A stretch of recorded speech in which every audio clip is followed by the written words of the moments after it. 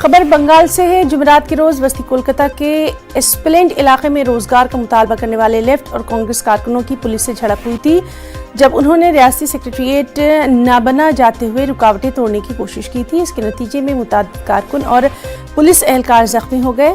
तृणमूल कांग्रेस हुकूमत की police force के जरिए तलबा और जवानों और खवातीन पर हमलों की मजम्मत करते हुए बाएं मुहाज के चेयरमैन बिपिन बोस ने बाएं बाजू और इत्तेहादी जमातों के साथ मिलकर आज सुबह 6 बजे से 12 घंटों के मगरिबी बंगाल बंद की कॉल दी है।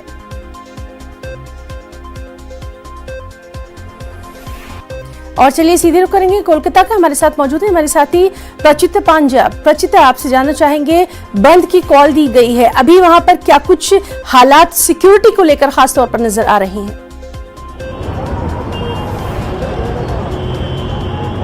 जी बिल्कुल, जैसे आप बता रहे थे कि हंगामा हुआ है, कल जो हंगामा हुआ था उसके वजह से आज जो 12 घंटे का बंद बोला गया है लेफ्ट फ्रंट की तरफ से।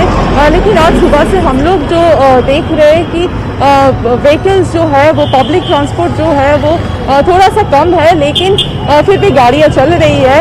और सिक्योरिटी के हिसाब से अगर आप बताएं तो फिर हम लोग देख सकते हैं कि जगह जगह में ऐसे पुलिस फोर्स, पुलिस की गाड़ियाँ जो है और पुलिस फोर्स जो है वो ऐसे लगे हुए हैं अपने ड्यूटी पे, ताकि कहीं पर भी कोई भी फिर से कोई हंगामा ना हो, कल की तरह कोई भी प्रॉब्लम ना हो।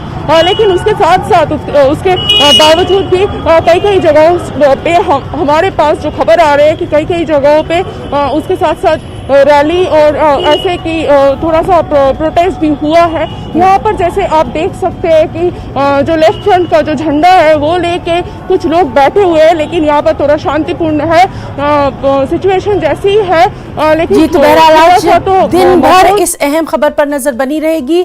प्रचिता, बहुत बहुत शुक्रिया आपका तमाम तर जानकारी के लिए।